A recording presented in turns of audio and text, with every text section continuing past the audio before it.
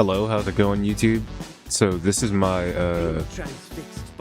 attempt at a team building guide for Marvel Tokon, because I feel that I have a particular way of thinking about how to build teams in this game, and it's not exactly been represented. Now, I don't think this is the only way to build teams. Even in like trying to make this video, there's a lot of ways you can make teams. I honestly still changed my team quite a bit, but I think this is a pretty good way to think about things. All right. So first thing I want to get through is your first character. So I'm going to refer to them as the point character in this game.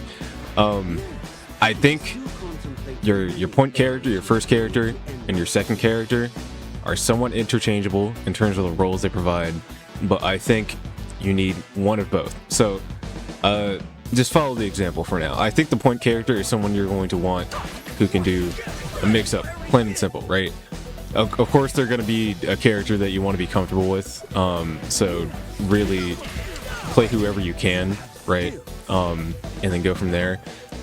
And I think your second character, you're going to want to be somebody who can do some type of setup. So I think Blade is really good for this, right? Because Blade has some of the best support capabilities in this game. All his assists are really good.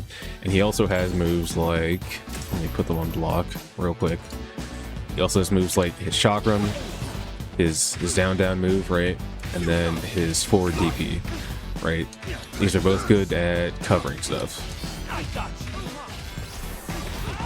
Right. Didn't do a mix up there. I could demonstrate that again.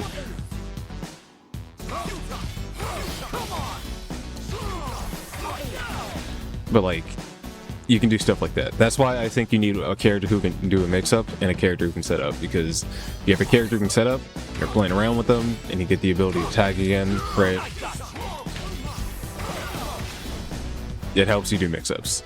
So I think the first and second character, in terms of their role, are somewhat interchangeable, so I wouldn't worry too much about like whether you mix up characters in the front or your setups characters in the front. But I think ideally you should have one character in either slot. So you should have a mix-up type character and a setup type character in the first two slots. And that being said, a lot of the characters in this game are built to do both, right? Because say I wanted to play Ghost Rider second, right? I think Blade, his only downside is he doesn't have mix, but if I wanted to have Ghost Rider out, right, and I wanted to support Blade, I could do something like this, right? And that is a mix-up, right? It's not a character-specific one, but it is a mix-up, right? So, the game is really flexible, I think, about this concept, because they want you to kind of play whoever you want.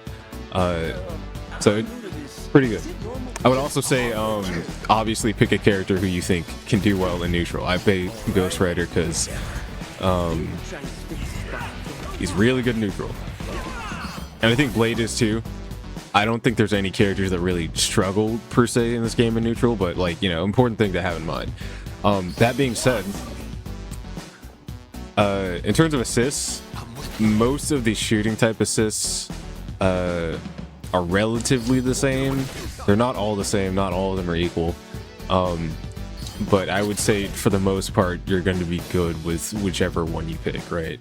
Like I know Carnage isn't necessarily a projectile. Blade has 3 projectiles. Some characters only have 1, right? That's really for you to test out on your own. And then I would say your third slot, I like to think of it as like an alternative character in case you need to like switch up the pace of the match, right? So I pick Wolverine. Honestly, just because I like Wolverine. But you know, sometimes having better moves for like close range benefit Ghost Rider, because he has not the best short range moves in compensation for the fact that, you know, he has insane range, right? So I think of the third slot as like a pace breaker, right? Someone spamming projectiles against me is Ghost Rider, and I can't really deal with it. Wolverine can manage a bit better, right? He has moves that are supposed to deal with that. And also he's really mobile and really good at pressure up front, right? So yeah, I like to think of the third slot as like an alternative point character. In terms of the assist, I would say that not all anti-air assists, not all down assists are made equal, right? I think Wolverine's is pretty good, but some characters, I think, like Storm, actually let me demonstrate why I think it's good, right? Instead of just saying it. So, here's Wolverine's down assist, right? Gives it pretty good, it gets you time to confirm off of it. Not all assists are like this, because if I pick Storm on the down assist, right, she does this, that leaves them really high, and it's hard to convert off of. So, I would say most assists, like, per slot are equal in this game, but down assists are the most polarizing in terms of how different they are. How different they are for, like, you know, all meaning to be of the same archetype. Most shooting assists are the same, not all down assists are the same. I guess I should put it that way. So, with that being said, moving on to the last slot. I think the last slot is the least important in terms of, like, who you're gonna play, right? Because, of course, the last character you're gonna unlock as you're playing. But they are the most important assists because everybody's, you know, last assist is really unique. So this one Storms, it's pretty good. Honestly, that, like, you just have to investigate which one you want for your team. There's a lot of good back assists in this game. But yeah, for the most part, I would say you don't have to worry about, like, playing the last character. You can just worry about their assists and then, like, proceed from there. It is good to learn them if you're going to have them on your team, but if you just want to put somebody in that slot, you know, it's not really any trouble. I would say, for the most part, the main two characters you have to worry about are going to be your first character and your second character, because they're the ones you're going to play the most. I mentioned this as, like, an alternative point character, but it's an alternative. It's not necessarily something you have to commit to. You can just stick to your first two characters. And I use this team on the side as, like, another example, I guess, of my philosophy. Because Loki is good at doing mix-ups, right? Magic here, she's good at doing, I don't know what the input is. That move leaves them in block stun for a while, right? So I can do something like this, right?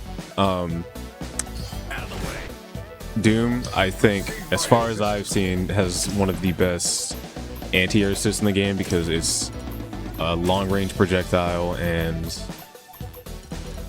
it hits for a long time, right? It has a lot of hit stuns, so it's easy to convert off of. It's pretty good. And then, like I said, the back assists are going to be most unique. Captain America's is like an Android 17 assist, if you guys have ever played Dragon Ball FighterZ, but it's like a counter type assist where he's protecting you. These are pretty good. Point being, there's a lot of ways to build teams in this game. I would say the footnotes are to focus on a character that can do a setup and a character that can do a mix-up in the first two slots. And if you work with that, you should be good. But yeah, I would encourage experimenting. I'm still experimenting all the time in this game. I am in Master Rank, so I do think I have somewhat of a pedigree to, you know, formulate an opinion on this. But yeah, if this helped you out, thanks for watching the video. Drop a like maybe if you feel like it. And yeah, stay tuned. Enjoy Marvel Tokon.